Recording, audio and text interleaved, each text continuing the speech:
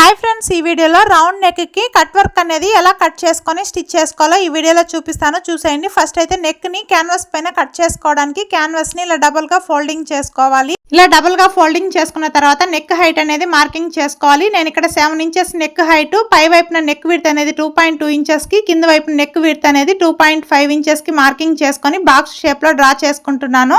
ఇలా డ్రా చేసుకున్న తర్వాత కట్ వర్క్ షేప్ అనేది డ్రా చేసుకోవడానికి ఇంకొక 1/2 ఇంచ్ అనేది ఎక్స్ట్రాగా ఉండేలాగా మార్కింగ్ చేసుకొని ఈ రెండు మార్కింగ్స్ లో కూడా ఇలా రౌండ్ నెక్ అనేది డ్రా చేసుకోవాలి. ఇలా డ్రా చేసుకున్న తర్వాత ఇప్పుడు కట్ వర్క్ వెడల్పు అనేది మార్కింగ్ చేసుకోవాలి. నేనైతే 1.5 ఇంచ్ ఉండేలాగా ఇలా వెడల్పు అనేది మార్కింగ్ చేసుకుంటున్నాను. పై వైపున ఒక 1/2 ఇంచ్ అనేది షోల్డర్ కుట్టుకోవడానికి వదిలేస్తాం కదా, అక్కడ కూడా ఒక మార్కింగ్ అనేది చేసుకొని వీడియోలో చూపిస్తున్న విధంగా ఈ 3 మార్కింగ్స్ కలిసేలాగా ఒక క్యాప్ అనేది తీసుకొని ఇలా రౌండ్ షేప్ అనేది మార్కింగ్ చేసుకోవాలి. మీకు కావాలంటే ఫ్రీ హ్యాండ్తో కూడా డ్రా చేసుకోవచ్చు, లేకపోతే కట్ వర్క్ స్కేల్స్ అనేటివి అవైలబుల్లో ఉంటాయి కదండి, వాటిని కూడా యూజ్ చేసుకొని ఈ కట్ వర్క్ షేప్ అనేది డ్రా చేసుకున్న తర్వాత ఆ షేప్కు తగినట్టు నీట్గా కట్ చేసుకోవాలి. మనం ఎంత నీట్గా కట్ చేసుకుంటామో అంత నీట్గా మనకి ఫినిషింగ్ అనేది వస్తుంది. పై వైపున షోల్డర్ మార్కింగ్ చేసుకున్నాం కదా, అక్కడ ఇది జాయింట్ అనేది ఊడిపోకుండా ఇలా కట్ చేసుకున్న తర్వాత దీన్ని డైరెక్ట్గా మనం లైనింగ్ పైన పెట్టి ఐరన్ అనేది చేసుకోవాలి. ఒక్కొక్కసారి మెయిన్ పీస్ అనేది ట్రాన్స్పరెంట్గా ఉన్నప్పుడు దీన్ని సపరేట్గా ఇంకొక లైనింగ్ పైన జాయింట్ అనేది చేసుకోవాలి.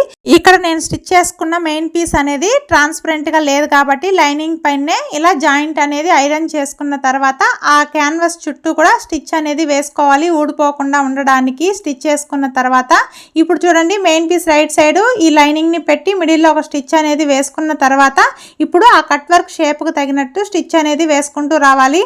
ఇలా స్టిచ్ చేసుకునేటప్పుడు క్యాన్వాస్ పైన స్టిచ్ పడకుండా క్యాన్వాస్ ఎడ్జ్న స్టిచ్ పడేలాగా కుట్టుకున్నట్లయితే మనం ఎంత రౌండ్గా నెక్ అనేది డ్రా చేసుకున్నామో అంత రౌండ్గానే మనకి కట్ వర్క్ షేప్స్ అనేటివి స్టిచ్చింగ్ చేసుకున్న తర్వాత వస్తాయండి.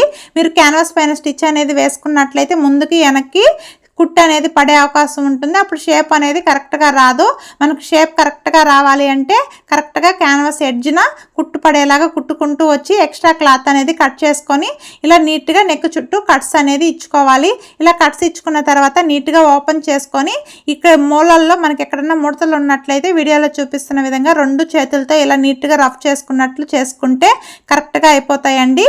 ఇప్పుడు నెక్ చుట్టూ ఇలా స్టిచ్ అనేది వేసుకున్నట్లయితే cut work neck stitching complete అయిపోతుంది. ఈ వీడియో మీకు నచ్చినట్లయితే లైక్ చేసి ఛానల్ని సబ్స్క్రైబ్ చేసుకోండి. Okay friends, bye friends.